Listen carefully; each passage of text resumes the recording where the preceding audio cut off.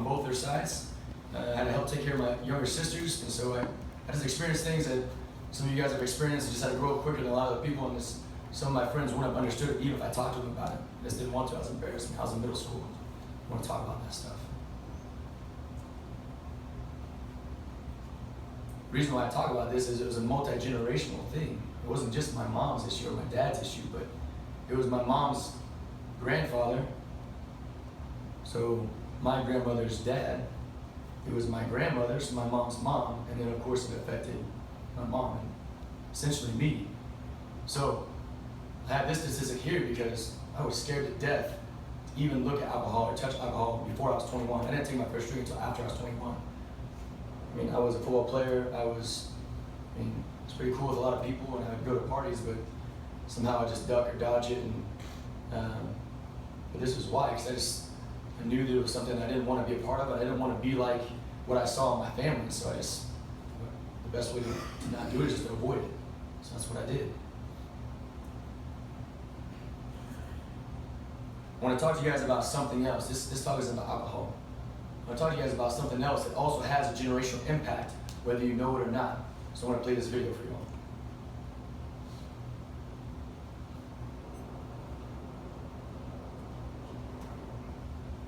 Anybody here know about propaganda? Raise your hand. All right. All right. All right. Well, 20 years. 20 years, but you know who's counting, right? 20 years. She endured a said marriage where sister really ain't have no say in the original arrangements nor the terms thereof, but 20 years he beat her senseless. Somehow or another, she managed to muster up the quote-unquote bravery to stick around because one day he decided maybe he shouldn't hit her no more. Now granted, that was due to outside pressure that threatened the security of his pockets, but he stopped, right? But the damage was done.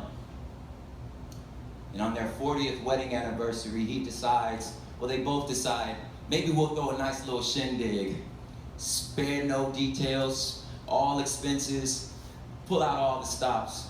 Invite all their family and friends. She is to smile, celebrate her husband's greatness, talk about how far they've gone as a country, as a couple. Then to reminisce on the good old days when everybody knew their places. Then to talk about all the great triumphs that they've accomplished. All the lands and the places that they've conquered, that they stole, that they visited. And before any of their friends come, in the still silence, you could hear the creak of the floor as he walks, touches ever so gently, caresses the small of her back and says, babe, look how far we've come. Those last 20 years, they were rough, but these have been good. Let's not talk about the last ones because, they make everybody uncomfortable and they separate. And why would you want to separate? Let's unify. Let's talk about unity. What is she to do? Well, she's to hold her little sparkler, wear her pretty little red, white, and blue dress and act like the first 20 years didn't happen. As if she's still not suffering under the thumb of the mental walls that he didn't build. Oh yeah, he ain't hit her no more, but he don't have to. The scars do all that work for her. She ain't been the same since. Her hip, it's a little bit out of the place. Her jaw, it's kind of ajar to the left, so her smile a little crooked. And every once in a while, he compares her to other wives, like, she ain't as pretty as y'all are, but he turned to tell her, I don't see color, I don't see beauty. She is to be thankful that now she could be in the big house. She is to celebrate her rights.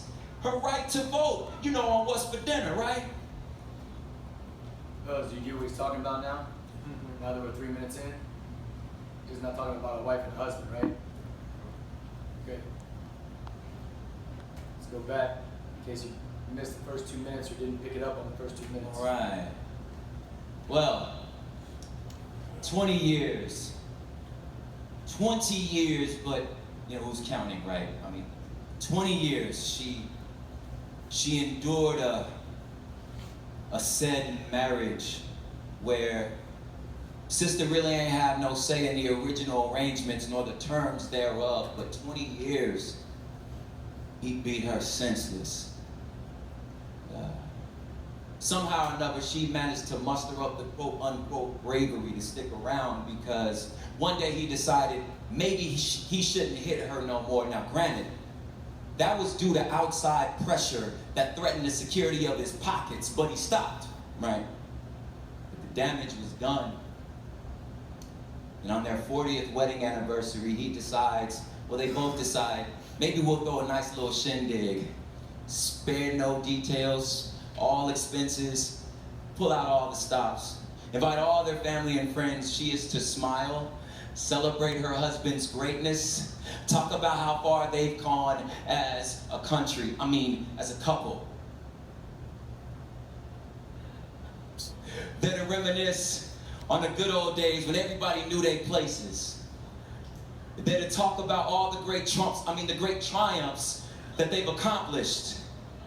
All the lands and the places that they've conquered, that they stole, that they visited.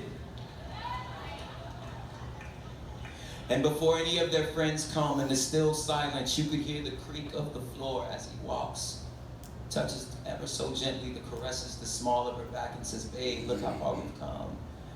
Those last 20 years, they were rough, but these have been good. Let's not talk about the last ones because, they make everybody uncomfortable and they separate. And why would you want to separate? Let's unify. Let's talk about unity. What is she to do? Well, she's to hold her little sparkler, wear her pretty little red, white, and blue dress and act like the first 20 years didn't happen. As if she's still not suffering under the thumb of the mental walls that he didn't build. Oh yeah, he ain't hit her no more, but he don't have to. The scars do all that work for her. She ain't been the same since. Her hip, it's a little bit out of the place. Her jaw, it's kind of ajar to the left, so her smile a little crooked. And every once in a while, he compares her to other wives, like, she ain't as pretty as y'all are, but he trying to tell her, I don't see color, I don't see beauty. She is to be thankful that now she could be in the big house. She is to celebrate her rights. Her right to vote, on what's for dinner, right? Things are good now, or at least they better than they were. You should pat your nation, your husband on his back. Tell him he's the greatest nation, the greatest country, the greatest man in the world. What is she to do? You ask, if it was so bad, why didn't she leave? As a matter of fact, why is she always playing the victim? Why is everything about her? Don't other wives get hit too? Don't all wives matter?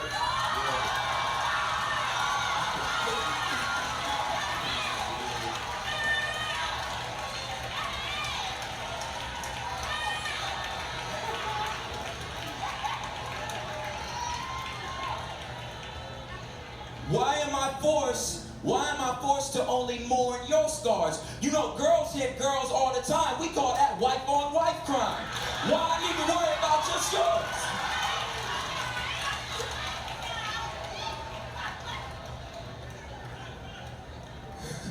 And if it was so bad, if it really was so bad, why was he not prosecuted? Why did not all of your friends who saw this all going on step in and say something? Maybe she's making this up. Why did your church not even step in, instead silenced you and said this is not our issues?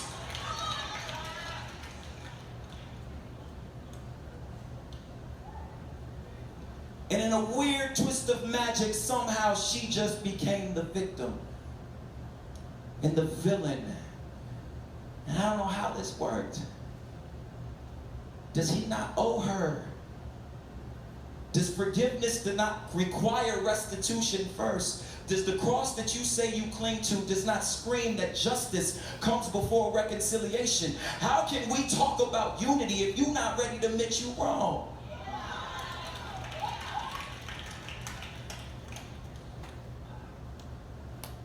Is she not worth justice? And what about the ladies that fight back? Can you not understand why she might think to take matters into her own hands and punch this sucker every once in a while? Even though we know that vengeance is just a bastard version of justice, can you not understand the pain for which this young lady is suffering? Is it not too late to say you're sorry, huh, Justice? Those thoughts don't plague your mind? I don't know. You know what? Never mind. Happy 4th of July. Enjoy your ribs.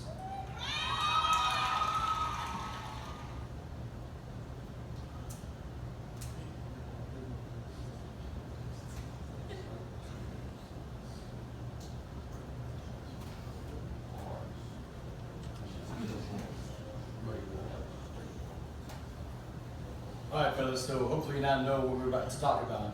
You know me, as your coach, I like to get things and make things a little uncomfortable for you guys. Whether it's out running those hills, or if it's calling out guys that start doing the right thing. Like, I shoot you straight and I'm honest and I'm fair, but so I want to talk about this issue today and how it affects our team. Talked about being participants. Some of you guys raised your hand and know what you're getting into, so I'm calling you guys now. D. Will, stand up. D. Will, simple question. How did that video make you feel? What did you think? The video, it hit me. It hit me because everything he was saying was definitely fact. It was true. He put it in a way I never heard before. He put it in a way I feel like the words was saying. You know, like seeing me in something like that. That video right there means a lot. Well, thank you for sharing. Mr. Sellers, stand up. What do you think? How do you feel, man? A little empathetic. I've never been put in the situations that he was describing, but I can definitely see it in the way that he put it. Okay, cool. D. Brown? I felt interested because a lot of time I know in racial relations, as a white male and as a black male, we have two totally different experiences. So we see from different point of view, so it's hard to see the other person's point of view. But with him, he used something that we all have in common, a wife and a husband. No matter if you're black or you're white, everyone understands their reality. So it's something everybody can see as a situation that everybody goes through. So he made it more available for everybody to understand Yeah. from that situation. Yeah, it was well said. Almost like I planned him to say that. I didn't know he was going to talk, but I knew he was going to have something good to say. Mr. Abbott, stand up. What you got? I want to agree with him. I thought it was interesting too. Just kind of because I am part Spanish, so part minority and part white, so same both ends of the spectrum. I've definitely seen both of it, so I was definitely interested just listening to what he said, not like how he gradually led up into it, because I didn't really get what he was saying at first, talking about the wife and the husband, and then as he started going forward, I was like, I understand. So. Yeah, totally agree. Now this is for everybody. Do you guys think that we as a team can find common ground in understanding our history as a nation, both good and bad, but also making a positive, lasting impact just with this team? Yes or no? Caleb, yeah. I mean, I do think so.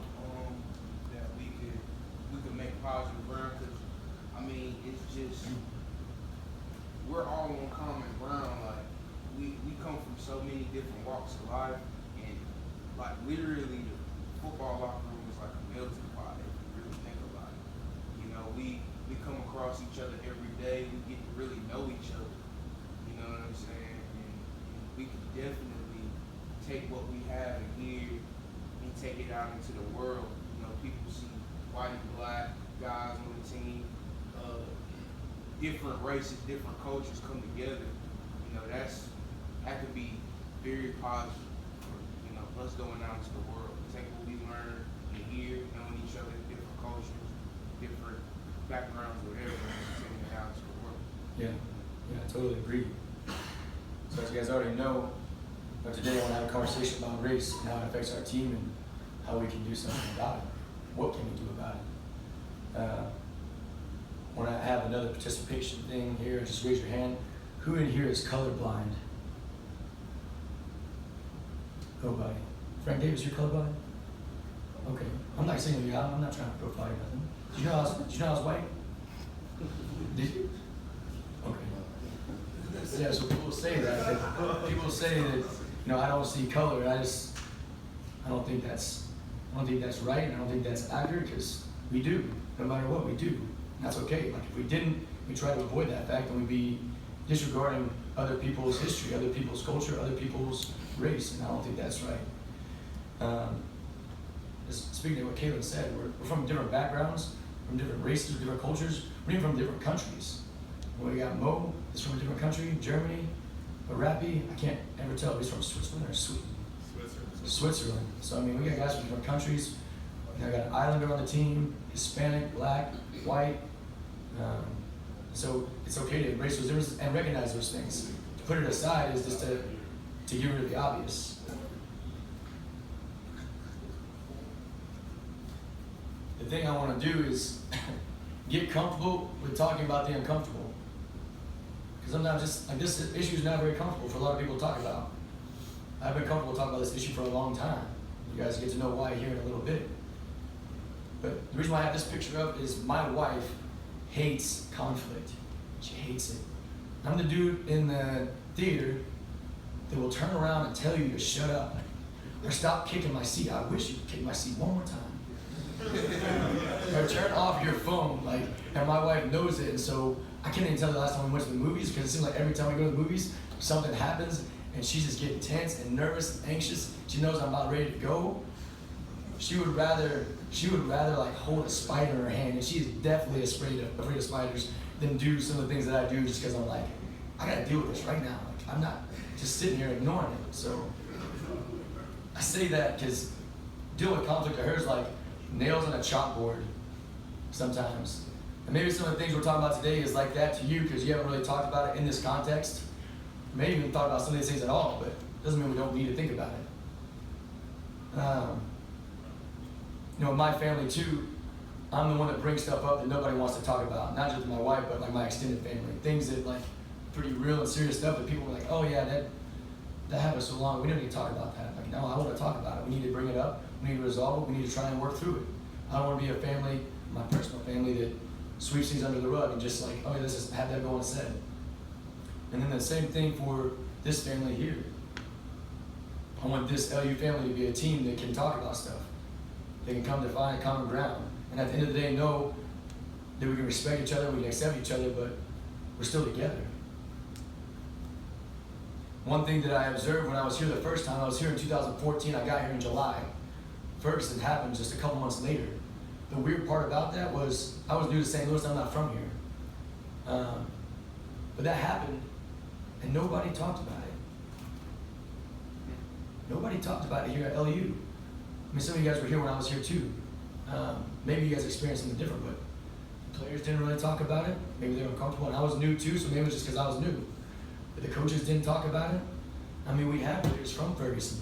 We have players right now on this team from Ferguson, but nobody talked about it. Like, this isn't Syria. This isn't a world away. This is 10 minutes away. Why aren't we talking about this? Not just to stir up some stuff, but to deal with some things. Why not?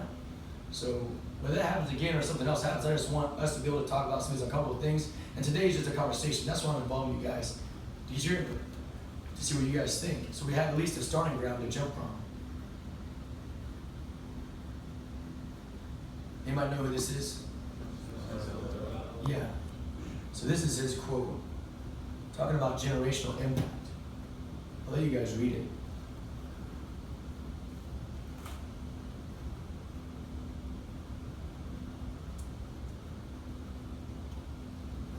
You learn to hate, you can also be taught to love. It's a generational thing that gets handed down, whether it's good or bad. Whether you are someone that has those negative connotations, whether you're white or black, and you have that passed down to you, consciously or subconsciously, or you have a very good history and you actually are comfortable with talking about race and being with other races and other cultures, and be able to embrace that.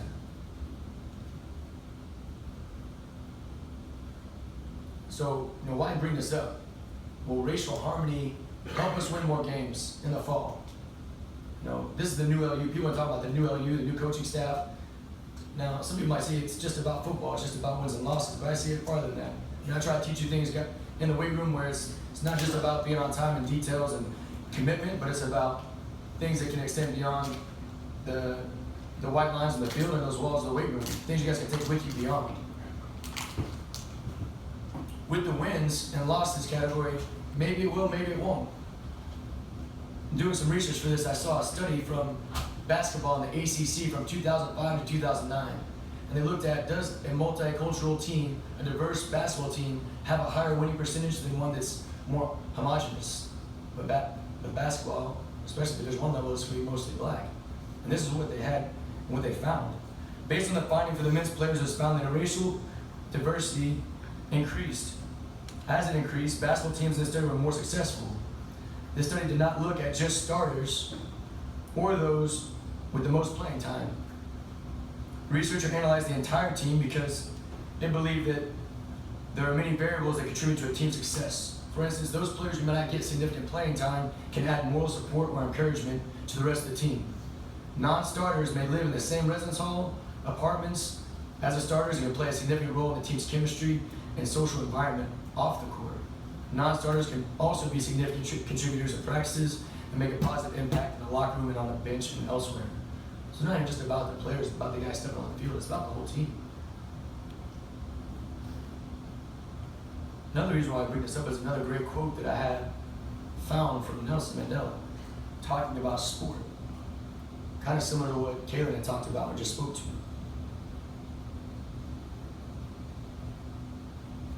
So let's let the rubber meet the road and have one of your own come up and share some of his experiences. Hey, Mr. Warren.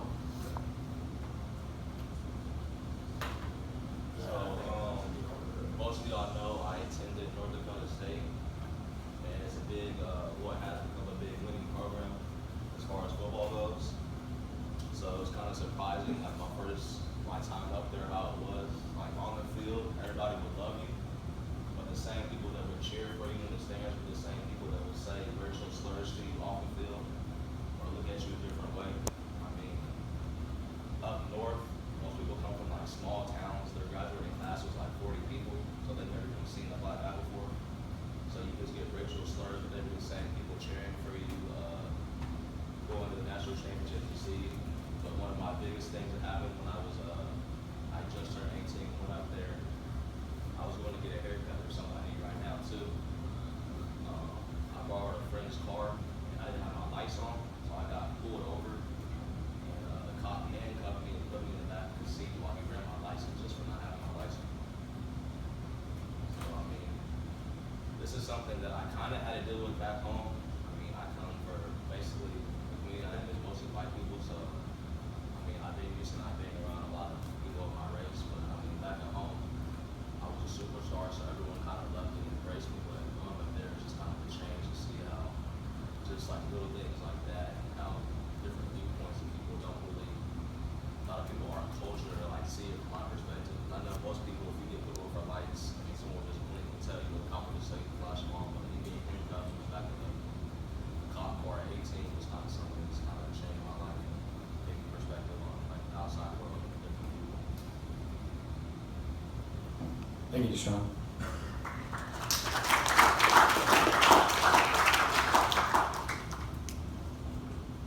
So real quick, some more participation. Anybody have like a 1-minute story or vignette of something that's happened to you here, either in LU or in St. Charles, that's similar? Anybody have anything? Chuck? No, you said that'd be good. So earlier this year, it was started second semester. You speak up a little bit. Sorry. Like a dude. So started second semester, pool was right before, we had just came back from winter break. And I was having a conversation with my ex and long story with that. But I ended up, my roommate came in. What was his name?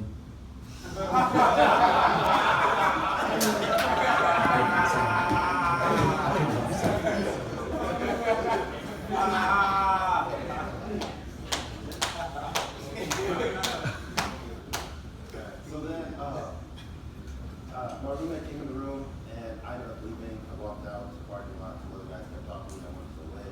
So I drove into like some random parking lot, and I was talking to him, whatever. He was cop car pulled up, and he was like, "What are you doing here?" I was like, "I'm just talking to my ex. Like, we got some things we want to talk about, some private conversation." I explained to him like why I left the room and everything, and then he was like, "You aren't casing this place out." And I was like, "I didn't even know what the place was. It was just apparently some church." And I was like, "Why don't you case out the church?" But it's for the. He's like, "You out to a drug deal or something?" I was like, "No." He's like, "I need your license." And he's like, "All right, whatever." It's like it.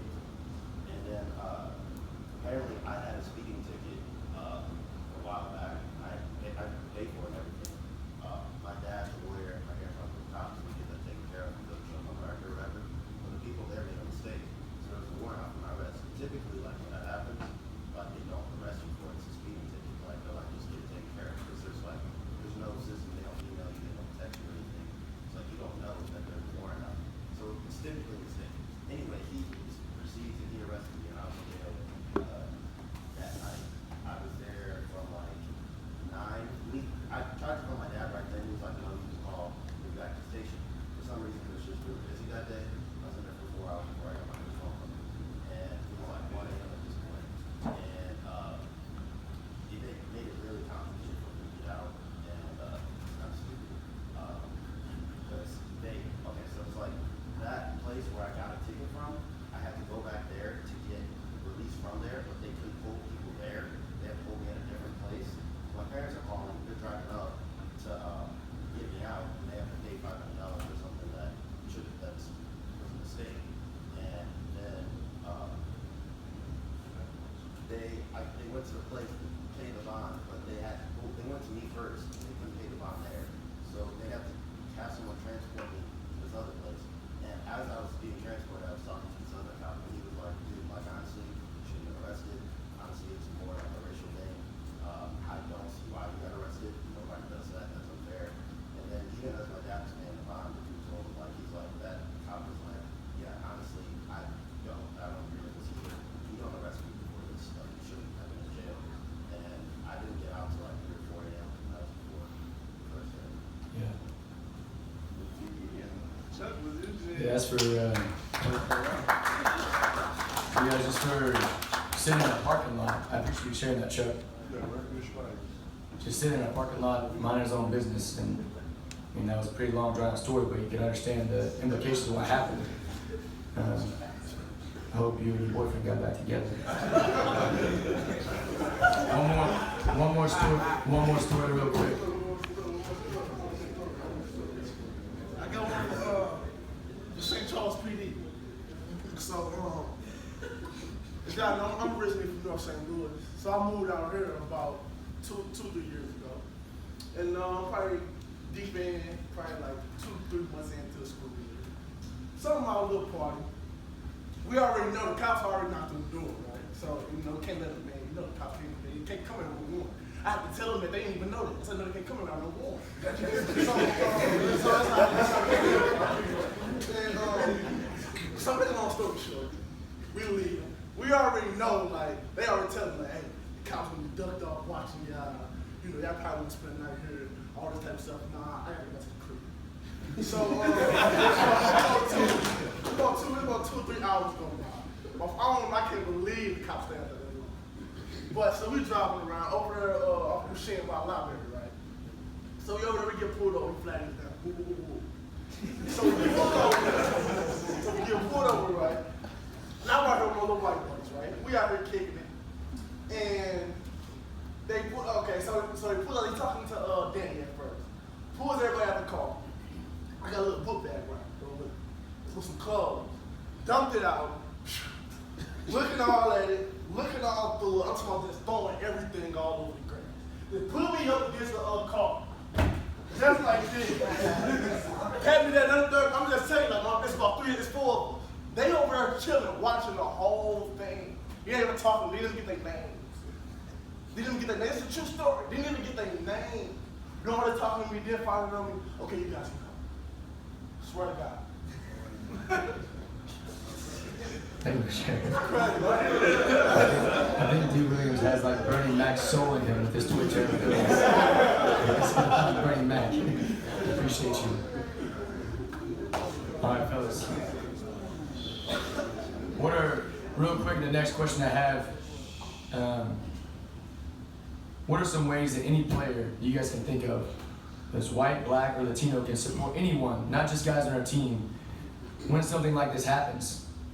Both in that moment, like if you're Debo's white friends and they're not doing anything to you, or after the fact, the next day or 2 days later, what do you guys think of? Barrett? I say something because, like in my business, I've had multiple customers come in. Like, you'll get people that are very rude towards others, and if you don't say anything, it's going to continue to happen. So, Yeah. I mean, being a bigger person, saying, that's not right, you don't have to be a hero and go off on a person, but making it known that it's not right, making it known that everyone's a human being and everyone's life is different. I had multiple people come in, like for instance, I had a customer come in yesterday and her kid was with her. And, she was like, she had a cracked phone. And I'm sitting there talking and the kid's like, yeah, daddy threw it. And then, she's like, oh, stop. She's like, daddy's mean. And then when you see customers that come in with that abuse or with those life problems, I mean, you just gotta make sure, you never know what's wrong. So you always gotta make sure that customer, people are always updated and know what's right. Well, thank you. Someone in the back left, I think, had his hand up. No?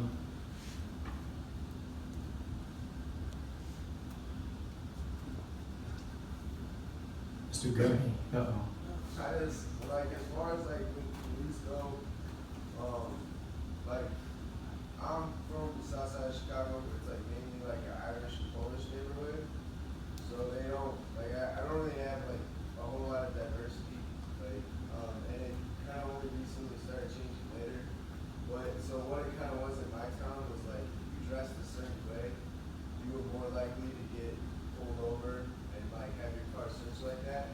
And then I just grew up on the side of town where I was a skater kid, so I dressed that way. And it was I realized after my first couple times getting pulled over and how heavy it was of the second question would be do you have any drugs in the car? My area is a really bad heroin area too. So it would be the second or third question it would be you guys have heroin, you guys have drugs or anything, you know what I mean? Because it's that type of kind of neighborhood where it's so I started one teacher suggested that I max respect because you got Chicago cops that think they're literally gonna die every day. So it's I have max respect and I ask to make my moves, but after that, if it's still to the kind of point of you're just dealing with a dickhead, you have the right to kind of be an asshole back in the right way because you have certain rights. They need warrants. They can't ask stuff. They can't. If they have to talk to the sergeant, you can literally say I'm not moving until I talk to the sergeant. Akil Williams actually does that one all the time. Akil Williams is famous in Kansas City with all his friends. Because they'll get pulled over and they will not talk until the sergeant comes. It's you have certain rights, but one of the things I've noticed is that if I ask to move, Missouri cops will be why are you so nervous? And I'll be well, I'm from the south side of Chicago. They'll be well, I totally respect it. But where I'm from, the cops are literally they're the most respectful young man I've met in a long time. I can't even get grandmothers to be this nice to me. So especially around St. Charles, these guys are just gonna be kids. Me and Nick left Brian Hawthorne at Walgreens this time because we forgot something at our dorm. When we came back, Hawthorne was on the curb, and these cops were "Oh, are you this guy's friend?" And we were "Yeah." And he was "Oh, we thought." He was about to start breaking into places because there's a lot of nice neighborhoods around here. And I was we're right next to a trailer park. I'm sorry, but no one around here is this isn't a nice neighborhood. You guys gotta let it go.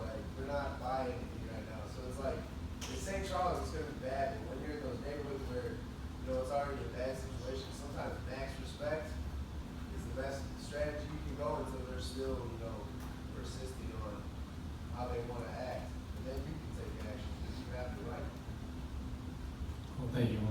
go to this quote. What do you guys think about this quote? It's from an article that I read, and all these articles and videos I can share with you guys if you guys wanted to. The quote is this: rather than engaging in a conversation with the potential for learning and compromise, a portion of modern society appears more interested in placing blame and lashing out in violence. If those on either side of the race debate would be willing to put aside their emotions, real progress could be made in the conversation on race relations. I don't agree with that last statement. The last statement was this: a portion of modern American society appears more interested in placing blame and lashing out violence. I agree with that. If those on either side of the race debate would be willing to put aside their emotions, that's what I don't agree with. Real progress could be made in the conversation on race relations. I mean, you guys have already experienced some emotions today just talking about this. Disregarding your emotions is not the answer. Now, leading with your emotion is also probably not the answer in some of those heated circumstances, but it doesn't mean you gotta disregard your emotions totally.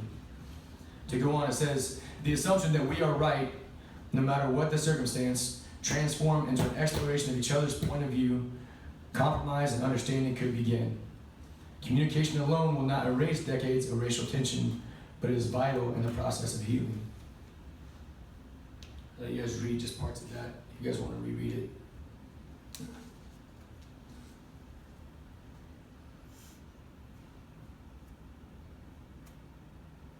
So there's this lady named Vernae Myers, who is a former Harvard Law School graduate, and I think she says recovering lawyer. She's now a consultant. She didn't really like the lawyer trade too much. Sorry, Chuck, your dad, he's a lawyer. But this is a quote that she had and a talk that she gave, and we're going to listen to a part of that talk, but this is not going to be in that talk, but I think it's a very good quote that she had.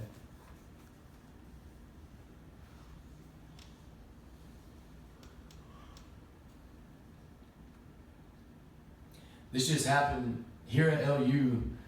Crazy example.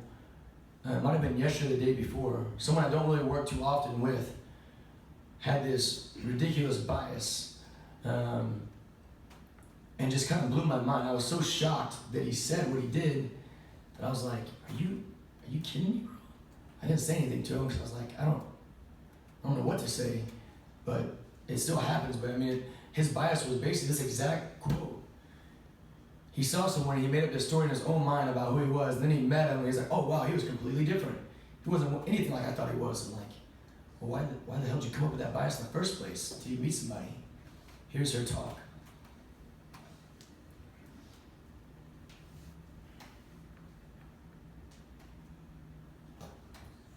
Number one, we gotta get out of denial.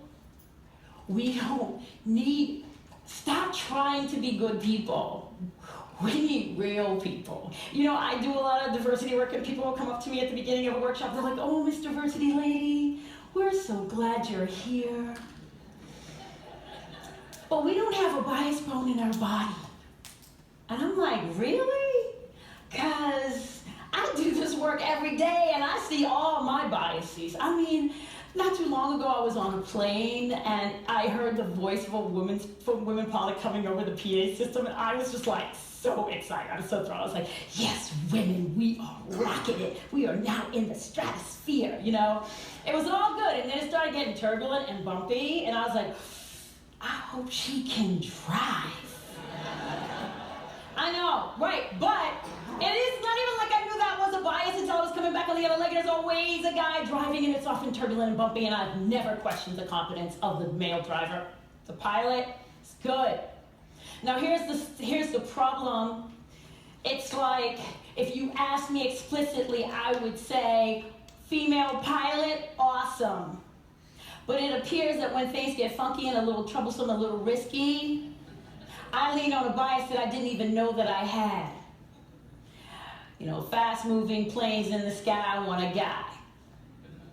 That's my default. Men are my default. Who is your default? Who do you trust? Who are you afraid of? Who do you implicitly feel connected to? Who do you run away from? I'm going to tell you what we have learned. The implicit association test, which measures Unconscious bias, you can go online and take it. 5 million people have taken it. Turns out our default is white. We like white people. We prefer white. What do I mean by that? When people are shown images of black men and white men, we are more quickly able to associate that picture with a positive word, that white person with a positive word, than we are when we are trying to associate positive with a black face. And vice versa.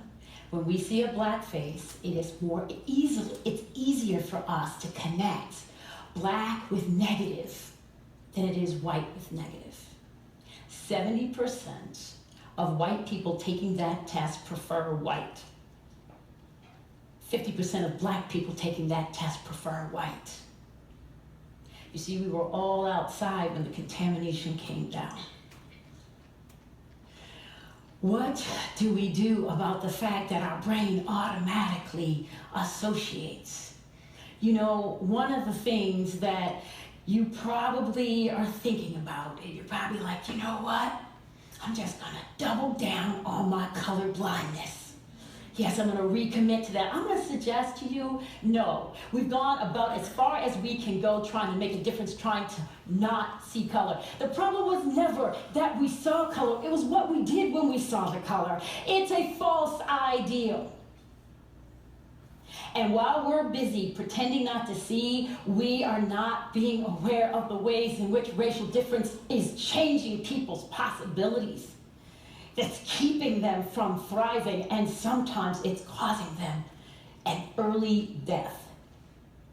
So, in fact, what the scientists are telling us is no way, don't even think about colorblindness. In fact, what they're suggesting is stare at awesome black people. Look at them directly in their faces and memorize them, because when we look at awesome folks who are black, it helps to dissociate the association that happens automatically in our brain. Why do you think I'm showing you these beautiful black men behind me? There were not enough, there were so many I had to cut them. Okay, so here's the thing. I'm trying to reset your automatic associations about who black men are. I'm trying to remind you that young black men grow up to be amazing human beings who have changed our lives and made them better.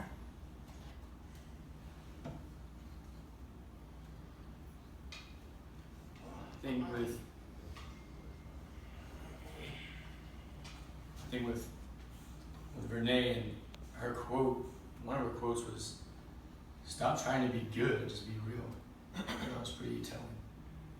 Trying to act like something, just be honest, be real. I'm going to repeat some of those questions, and you can read them too, but like what she talked about. Who is your default? I talked to Deshaun before this, obviously, because he was presenting, and he said that he had coaches in North Dakota State. A coach that actually played it was a black guy from Compton that stated, and it was was a coach. So he played, then he came back to coach. He said that would be a guy that they would go to, some black players. I mean, sometimes that's just more comfortable. That's understandable. But here at Lindenwood, he said, from the word jump, the new staff was pretty open and honest. You come to them with anything. He's like, it wasn't like that necessarily with the last staff or the previous staff. Anybody here know Dr. Witherspoon? He's in the Criminal Justice Department. Some of you guys know him. I talked to him about this talk, and he was excited that I was even doing this, and he gave me some great ideas and threw some things across my way to help me think differently, and hopefully he's going to come and speak too in August, because like I said, I want this to be a continuing thing. And he told me some of the things that happened with the previous staff, which kind of blew my mind. I wasn't even thinking about that. But you got resources on this staff too. It doesn't have to just be Coach Baldwin or Torway or Dizu. I'm just telling you right now, it can be someone else. It could be me. It doesn't have to be, and I understand that.